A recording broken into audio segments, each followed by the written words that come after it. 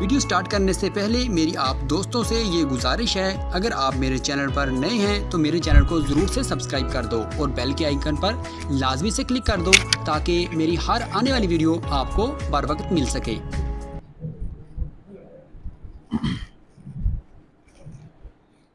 اعوذ باللہ من الشیطان الرجیم، بسم اللہ الرحمن الرحیم۔ الحمد للہ الذی ہدانا لہذا وما کنا لنہتدی لولا ان ہدانا اللہ، لقد جاءت رسل ربنا بالحق، الصلاۃ والسلام والتحیۃ والاکرام مولا و مولا القونین جد الحسن والحسین نبی القاسم محمد وعلى اہل بیتہ الطیبین الطاہرین المعصومین المظلومین المنتخبین المنتجبین ولعنۃ اللہ علی اعدائہم اجمعین من الآن الی قیام یوم الدین۔ اما بعد فقد قال اللہ تعالی فی قرآن المجید، بسم اللہ الرحمن الرحیم، یرید اللہ ان یحق الحق بکلماتہ وَيَقْطَعَ دَابِرَ الْكَافِرِينَ۔ صلوات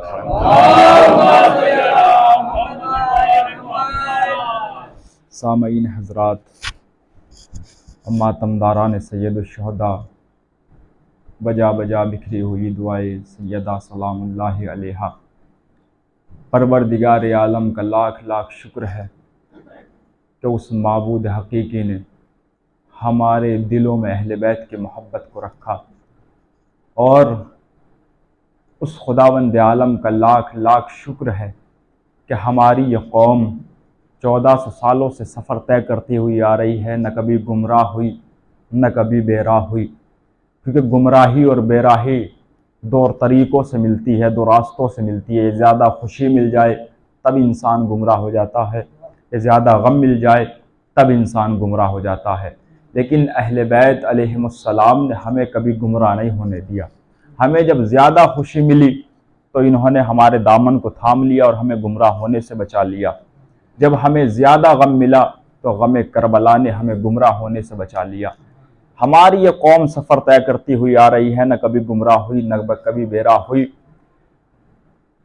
اور پروردگار عالم کا شکر ہے کہ اس نے ہماری ہدایت کے لیے ہادیان قرآن ناطق کے ساتھ ساتھ قرآن صامت کو بھی بھیجا، اور مسلسل اس آیت کی تلاوت آپ کے سامنے ہو رہی ہے۔ سورہ انفال آیت نمبر 7، قرآن کا 8واں سورہ، جس میں خدا ارشاد فرما رہا ہے، یرید اللہ، اللہ کا ارادہ ہے۔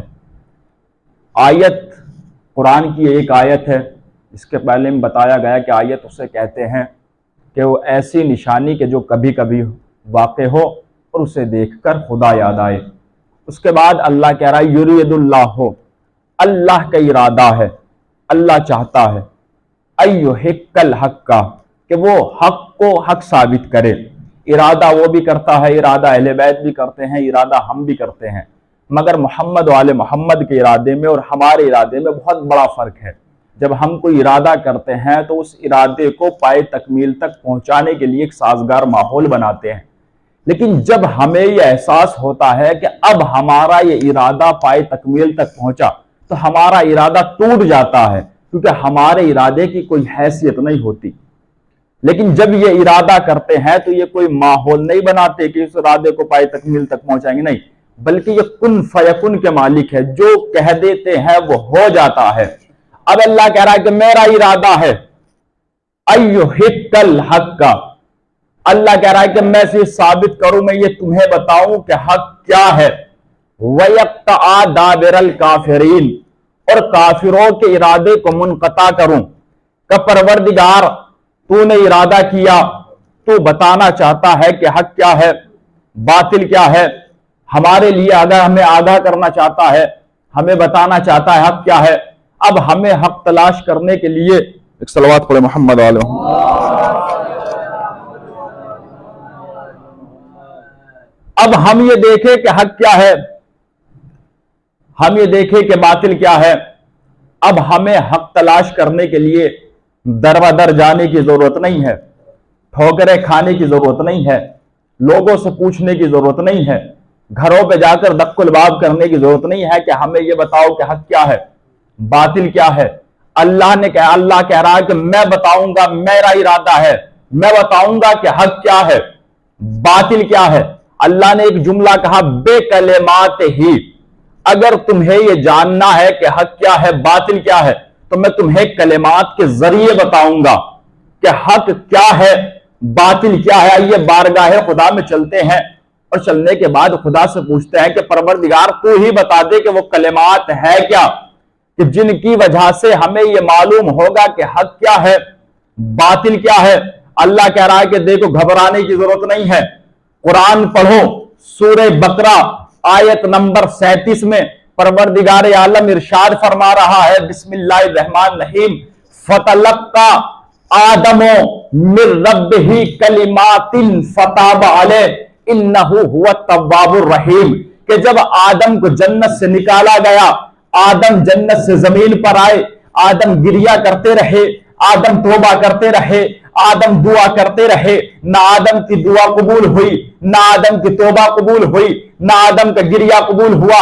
جب اللہ نے اپنے نبی کو پریشان دیکھا تو اللہ نے جناب جبرائیل کے ذریعے جناب آدم پر کچھ کلمات نازل کیے۔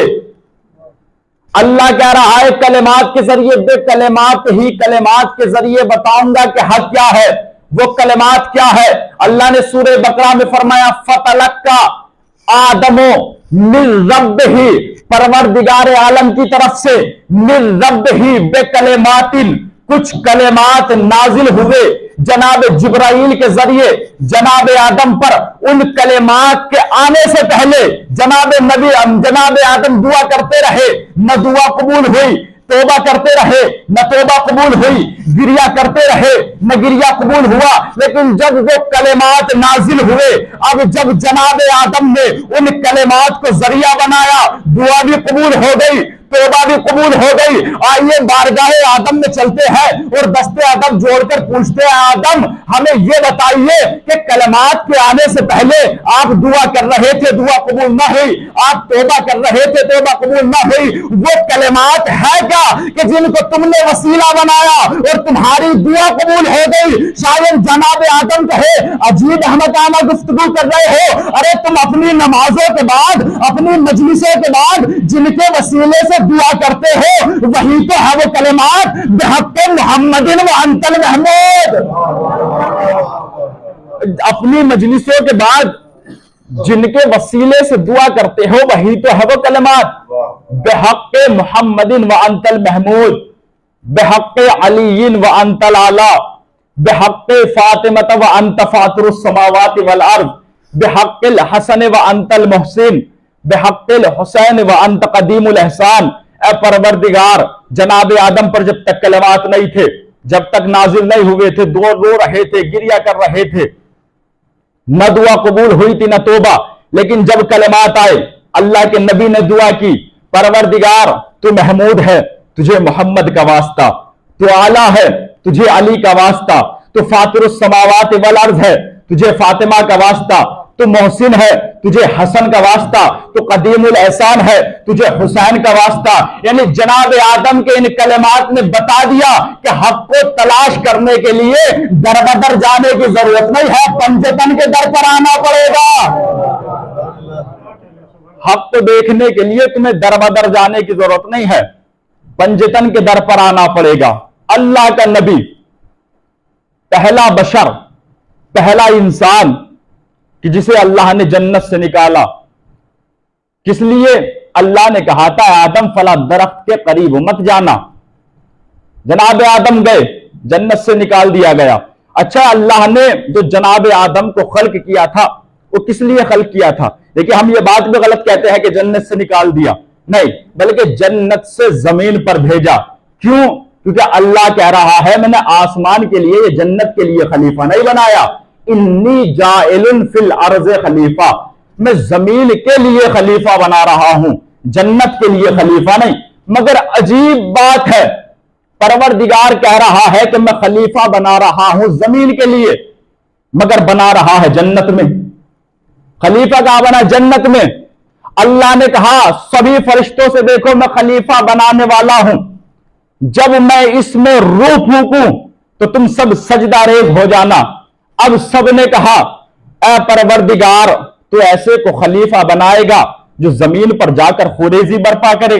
پروردگار عالم نے کہا انی اعلم ما لا تعلمون، جو میں جانتا ہوں وہ تم نہیں جانتے، جو میں جانتا ہوں وہ تم نہیں جانتے۔ خلیفہ تیار ہوا، اللہ نے کہا اب اس میں روح پھونکی گئی، سب نے سجدہ کیا، ابلیس نے سجدہ نہیں کیا۔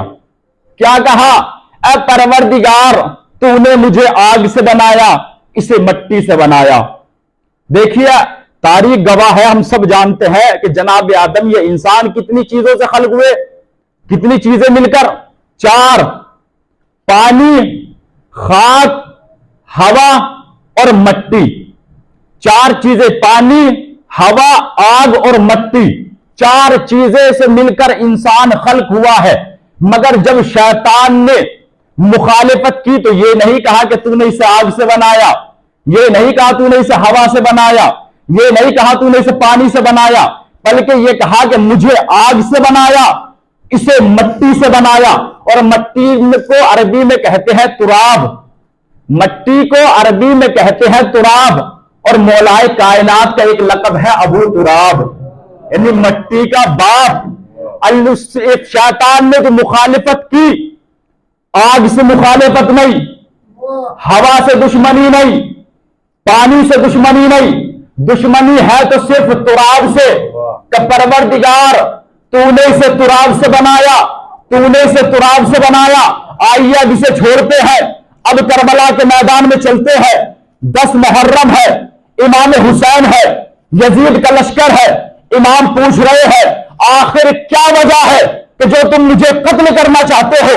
تو سب نے یہی کہا حسین تم سے دشمنی نہیں ہے، بغضکا میں ابیک، تم سے دشمنی نہیں ہے، تمہارے بابا سے دشمنی ہے، تمہارے بابا سے دشمنی ہے، تم سے دشمنی نہیں، ابو تراب سے دشمنی۔ وہاں پر شیطان نے کہا پانی سے دشمنی نہیں، ہوا سے دشمنی نہیں، آگ سے دشمنی نہیں، مجھے تراب سے دشمنی ہے۔ کربلا میں یزیدیوں نے کہا تم سے دشمنی نہیں، ابو تراب سے دشمنی ہے۔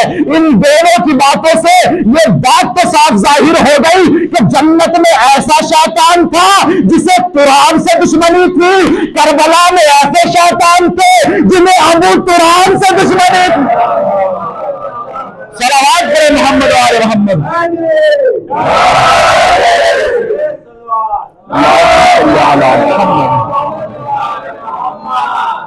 شیطان نے کہا آگ سے دشمنی نہیں، پانی سے دشمنی نہیں، ہوا سے دشمنی نہیں، دشمنی ہے تو صرف مٹی سے، تراب سے۔ تکبر کیا پروردگار میں افضل ہوں، میں اس سے اعلیٰ ہوں، میں اس سے برتر ہوں، اور میں جب افضل ہوں تو مفضول کو کیسے سجدہ کروں؟ اللہ نے بارگاہ سے نکال دیا۔ اب جبرائیل کہہ رہے ہیں اے پروردگار تو اس کو خلیفہ بنا رہا ہے، کیا ہم تیری عبادت نہیں کرتے؟ کیا ہم تیرا سجدہ نہیں کرتے؟ کیا ہم تجھے رکوع نہیں کرتے؟ کیا ہم تیری حمد و ثنا نہیں کرتے؟ کیا ہم تیری عبادت نہیں کرتے؟ تو ہم میں سے کسی کو خلیفہ بنا دیتا۔ اب پروردگار عالم نے کہا ٹھیک ہے، تم دونوں کے درمیان ایک امتحان ہوگا، جو امتحان میں پاس ہو جائے گا وہ خلیفہ بن جائے گا۔ اللہ نے دونوں کا امتحان لیا، کس کے ذریعے؟ کچھ انوار دکھائے، دکھانے کے بعد جبرائیل سے پوچھا جبرائیل بتاؤ یہ کون ہے؟ جبرائیل نے کہا پروردگار ہم تو بس اتنا جانتے ہیں جتنا تو نے ہمیں بتایا ہے۔ اب اللہ نے آدم سے کہا آدم تم بتاؤ، کہا پروردگار بتاؤں؟ کہا ہاں آدم بتاؤ۔ آدم نے کہا بسم اللہ الرحمن الرحیم، اے پروردگار یہ تصویریں ان کی ہے کہ جن سے تو اتنی محبت کرتا ہے کہ تو نے ان کے نام اپنے نام پر رکھے ہیں۔ یہ تصویریں ان کی ہے، یہ انوار ان کے ہے کہ جن سے تو اتنی محبت کرتا ہے کہ تو نے ان کے نام اپنے نام پر رکھے ہیں۔ کہا آدم بتاؤ، کہ پروردگار تو محمود ہے، یہ محمد ہے، تو اعلیٰ ہے، یہ علی ہے، تو فاطر السماوات والارض ہے، یہ فاطمہ ہے، تو محسن ہے، یہ حسن ہے، تو قدیم الاحسان ہے، یہ حسین ہے۔ اب انوار گنائے، یعنی پروردگار عالم نے یہ شرط بتا دی، اول دن پہلے خلیفہ میں اللہ نے یہ شرط بتا دی، دیکھو ہمارا بنایا ہوا خلیفہ وہ ہوگا جس کے پاس علم ہوگا۔ اللہ نے خلیفہ کی اپنے بنائے ہوئے منصوب جو جانشین، دیکھیے ایک بات یاد رکھیے گا، جو رسول بھی ہوتا ہے وہ جانشین اپنی طرف سے نہیں بناتا کہ میں جا رہا ہوں تو تمہارے درمیان اپنا جانشین چھوڑ کے جا، نہیں، بلکہ اللہ جانشین بنواتا ہے۔ رسول کو بھی حق نہیں ہے کہ وہ جانشین بنائے، نبی کو حق نہیں ہے کہ وہ جانشین بنائے، اللہ بنواتا ہے، اس کے بعد یہ جانشین بناتے ہیں۔ اللہ نے بتا دیا جو ہمارا خلیفہ ہوگا، ہمارا جانشین ہوگا، ہمارا ہادی ہوگا، اس کے بہت شرطیں ہیں، مگر اس میں سے ایک شرط یہ ہے کہ اس کے پاس علم ہوگا۔ اس کی بہت شرطوں میں سے ایک شرط یہ ہے کہ اس کے پاس علم ہوگا۔ اب رسول کی وفات کے بعد یہ مت تلاش کرے کہ تخت کس کے پاس ہے، سلطنت کس کے پاس ہے، تاج کس کے پاس ہے، حکومت کس کے پاس ہے۔ اللہ نے شرط بتا دی، ہمارا جانشین وہ ہوگا جس کے پاس علم ہوگا۔ اب رسول کی وفات کے بعد یہ مت دیکھو تاج کس کے پاس ہے، بلکہ یہ دیکھو وہ شخص کون ہے کہ جس نے منبر پہ آنے کے بعد سلونی کا دعویٰ کیا۔ صلوات پڑھے محمد والے محمد۔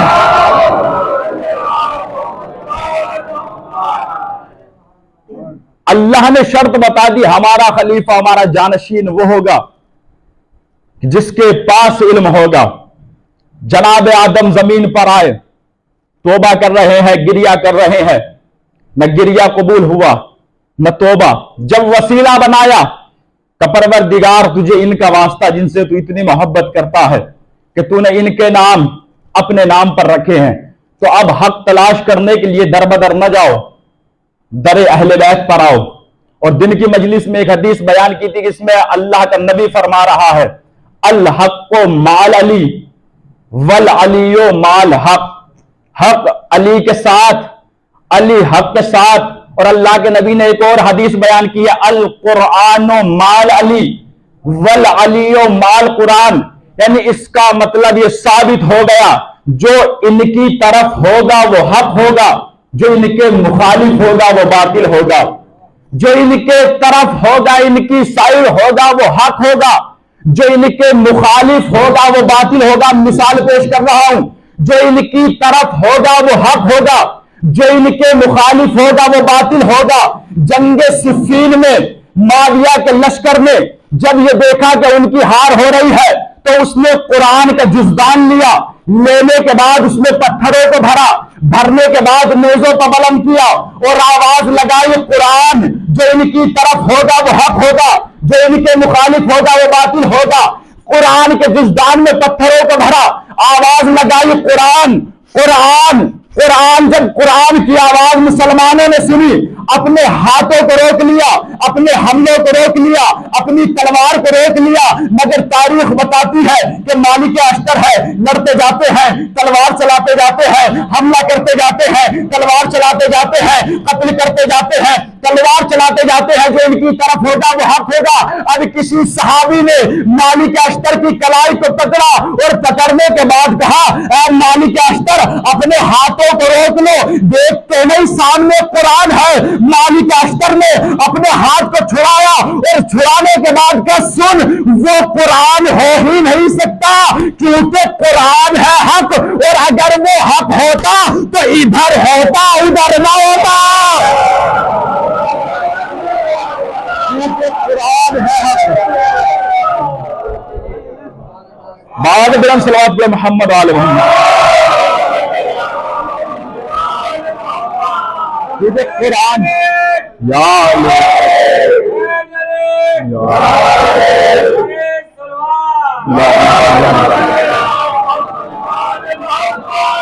یہ قرآن ہو ہی نہیں سکتا، قرآن ہے حق، اگر وہ حق ہوتا تو ادھر ہوتا ادھر نہ ہوتا۔ اللہ نے کہا کلمات کے ذریعے سے بتاؤں گا کہ کلمات ہے کیا۔ مولانا آپ کے درمیان تشریف فرمائیں۔ عربی میں ایک تائے تانیث ہوتی ہے جو مؤنث کے لیے بولی جاتی ہے، یعنی عورتوں کے لیے، لیڈیز کے لیے۔ اللہ نے کہا کہ کلمات اللہ کی بلاغت دیکھیے اس جملے میں کہ میں کلمات کے ذریعے بتاؤں گا کہ حق کیا ہے، باطل کیا ہے۔ لفظ کلمات، آپ لفظ کلمات کو اٹھا کر دیکھیے کتنے حرف ہیں؟ 5 حرف۔ اس لفظ کلمات میں بھی اللہ نے 5 حرف رکھے، کاف، لام، میم، الف، تے، یعنی پروردگار کہہ رہا ہے کہ ان 5 کے ذریعے بتاؤں گا کہ حق کس کی طرف ہے، باطل کس کی طرف ہے۔ جو ان 5 کی طرف ہوگا وہ حق ہوگا، جو ان 5 کے مخالف ہوگا وہ باطل ہوگا۔ اللہ نے 4 حرف مذکر کے بیان کیے، 1 حرف مؤنث کا بیان کیا، یعنی اللہ نے بتا دیا کہ 5 ایسی شخصیتیں تلاش کرو جن میں 4 مرد ہو 1 عورت ہو، جس میں 4 مرد ہو 1 عورت ہو۔ اب ہم نے تاریخ اسلام میں 2 ہی ایسی جگہ دیکھی جہاں یہ 5 نظر آئے، یا تو چادر فاطمہ میں نظر آئے یا میدان مباہلہ میں نظر آئے۔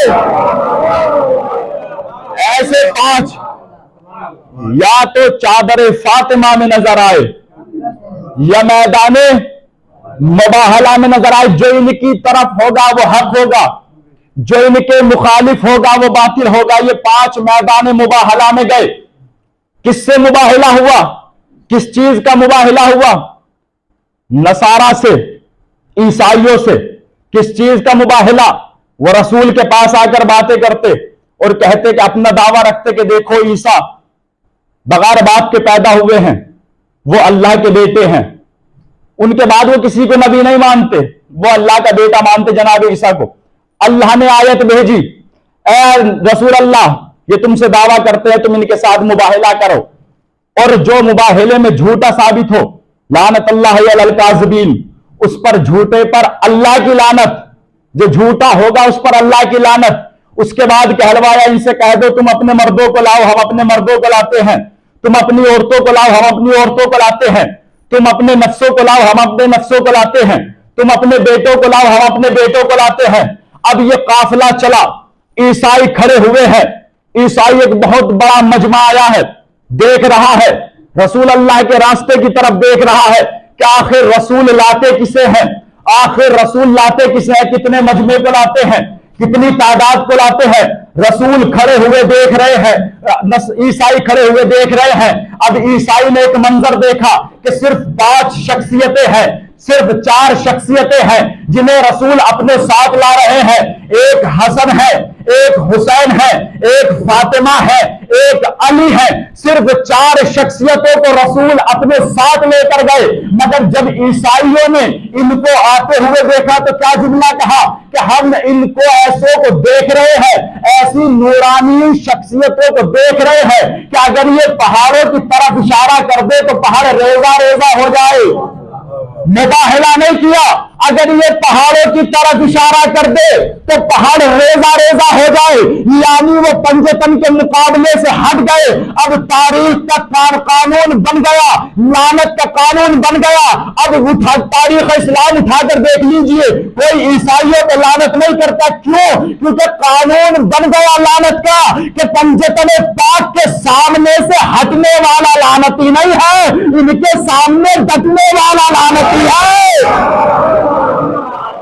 ان کے مقابل سے ہٹنے والا لعنتی نہیں ہے، ان کے مقابل میں ڈٹنے والا لعنتی ہے۔ آئے مباہلے میں، بس آخری بات اور ربط مسائل، مباہلے میں لے کر آئے۔ کیا طریقہ ہے چلنے کا؟ آگے رسول، آغوش میں حسین، پیچھے سیدہ، انگلی پکڑے ہوئے امام حسن، پیچھے سیدہ، ان کے پیچھے علی۔ امام حسین کی اس وقت عمر کتنی تھی؟ تاریخ میں ملتا ہے کہ 4 ہجری کو امام حسین پیدا ہوئے، 3 شعبان 4 ہجری، اور مباہلہ ہوا 10 ہجری میں، یعنی تقریباً 6 سے 7 سال کی ایج عمر امام حسین کی تھی، اور اتنے سال کا بچہ پیروں سے چلتا ہے۔ میں کہوں گا یا رسول اللہ اگر آپ مباہلے میں جا رہے تھے تو پھر کیا وجہ تھی کہ تم نے حسین کو آغوش میں لیا؟ اور جو آغوش میں ہوتا ہے وہ آگے ہوتا ہے، لینے والا پیچھے ہوتا ہے۔ میں نے کہا یا رسول اللہ کیا وجہ تھی کہ جب مباہلے میں لے گئے تو حسن کو انگلی پکڑا کر لے گئے، حسین کو آغوش میں لے گئے. شاید رسول کہے میں دنیا والوں کو یہی تو بتانا چاہتا ہوں, اسلام پھیلانا میرا کام تھا, اسلام بچانا حسین کا کام ہے. میں دنیا والوں کو حسین کو آگے رکھ کر یہی بتا رہا ہوں, اسلام پھیلانا میرا کام تھا, اسلام بچانا حسین کا کام ہے. اور رسول اللہ مباہلے میں اپنوں کو لے کر گئے, کسی اور کو لے کر نہیں گئے کہ صحابیوں تم بھی ہمارے ساتھ چلو, نہیں. اس کا مطلب یہ ہوا کہ جو سچ پر ہوتا ہے, جو حق پر ہوتا ہے, وہ اپنوں کو لے کر جاتا ہے, غیروں کو لے کر نہیں جاتا. اب آپ تاریخ کربلا اٹھا کر دیکھ لیجئے کہ کون حق پر تھا, کون باطل پر تھا. اگر حسین اپنی تمام امت کو لے کر آئے تو حسین حق پر نہیں, اگر حسین صرف گھر والوں کو لے کر آئے تو حسین حق پر ہے. حسین صرف اپنے گھر والوں کو لے کر آئے, کیونکہ جو حق پر ہوتا ہے وہ گھر والوں کو لے کر آتا ہے. یزید نے 9 لاکھ کا لشکر جمع کیا, سب کو جمع کیا. یزید کی تاریخ میں ملتا ہے کہ یزید کی اس پوری دنیا میں 70% حکومت یزید کی تھی. امام حسین کے مقابل میں الگ الگ مورخین روایت کرتے ہیں, روایت یہاں تک موجود ہے کہ 35 لاکھ کا لشکر تھا, کوئی کہتا ہے کہ 9 لاکھ کا تھا, کوئی جو کم سے کم لشکر کی تعداد بیان کی ہے وہ ہے 35,000. اور دیکھیں 35,000 بھی 72 کے مقابلے میں کم نہیں ہوتے, 35,000 بھی 72 کے مقابلے میں بہت ہوتا ہے, لیکن کم سے کم. لیکن جو مشہور ہے وہ یہ ہے کہ 9 لاکھ کا لشکر یزید اپنے ساتھ لے کر آیا. امام حسین اس کے مقابل میں 72 کا لشکر لے کر آئے, اور ایسا لشکر کہ جس میں 6 مہینے کے اصغر بھی ہے, ایسا لشکر کہ جس میں 13 سال کے جناب قاسم بھی ہے, ایسا لشکر کہ جس میں 18 سال کے علی اکبر بھی ہے. اس کا مطلب یہ ہوا امام حسین جنگ کے لیے نہیں آئے تھے, امام حسین اپنے نانا کے دین کو بچانے کے لیے آئے تھے کہ نانا میں آپ کے دین کو بچانے کے لیے جا رہا ہوں. نانا میں اپنے عباس کے بازو کٹاؤں گا مگر آپ کے دین پر آنچ نہ آنے دوں گا.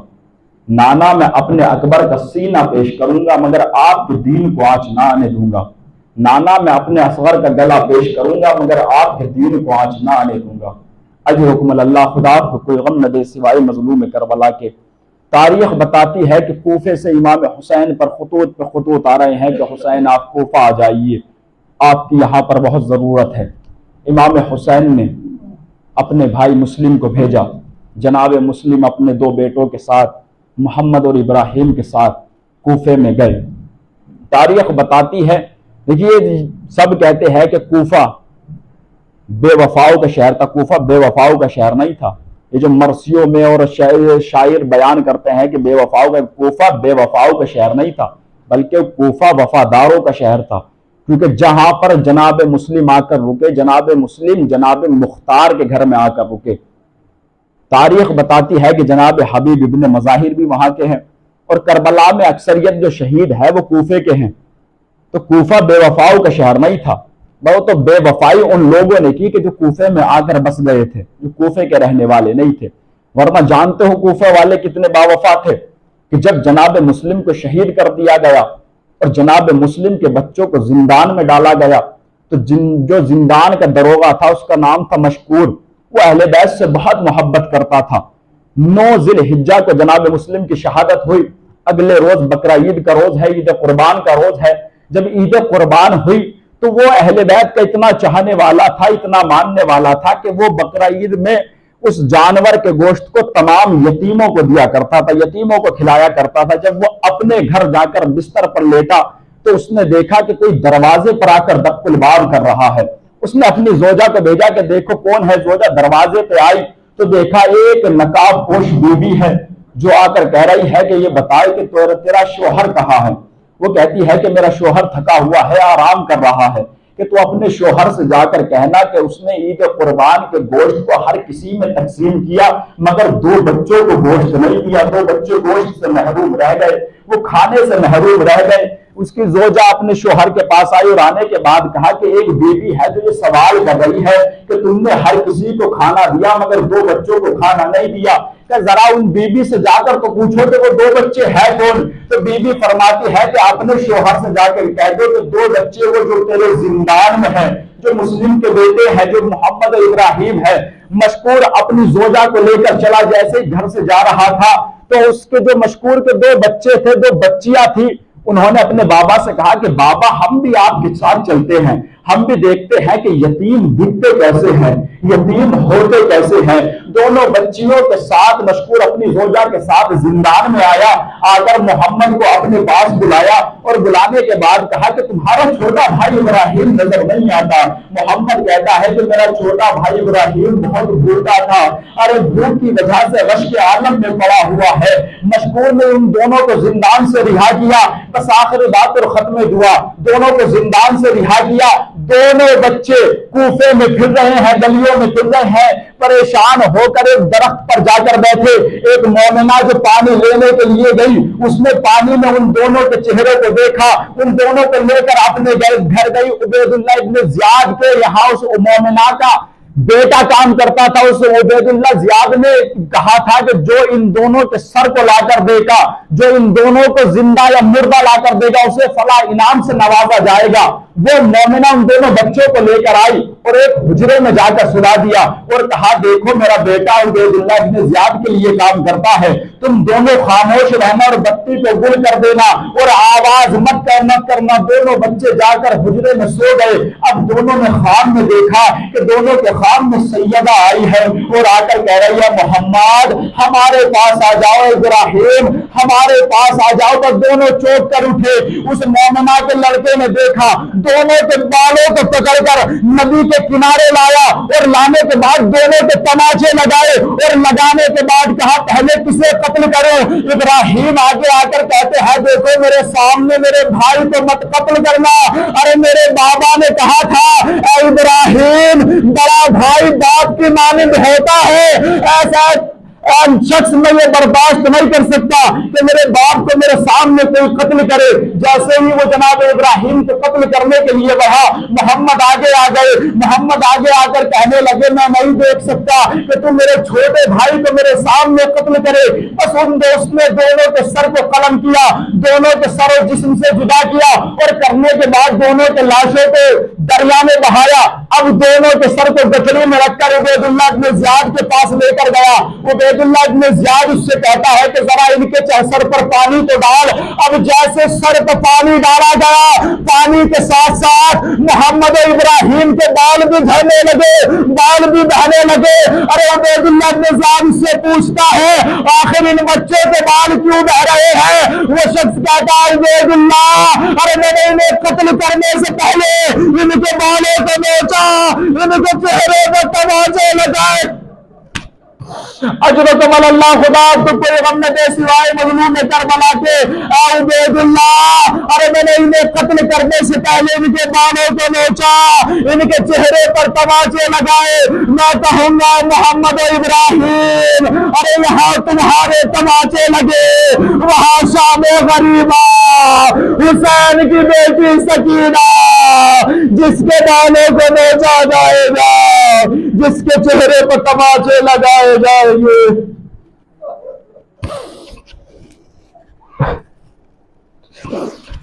انا للہ و انا الیہ راجعون، رضم قضائہ و تسلیما لامرہ۔ یا اللہ یا اللہ یا اللہ یا اللہ تجھے واسطہ چہر معصومین علیہ الصلوۃ والسلام کا میرے معبود ہماری اس قلیل سی عبادت کو قبول فرما۔ یا اللہ ہم سب پر اپنی رحمت برکت مغفرت نازل فرما۔ یا اللہ تو کریم ہے کرم نازل فرما۔ یا اللہ تو رحیم رحم نازل فرما۔ یا اللہ ہمارے آخری امام امام زمانہ کے ظہور میں تاجیل فرما، ہم سب کو ان کے غلام و انصار میں شمار فرما۔ ماتم حسین۔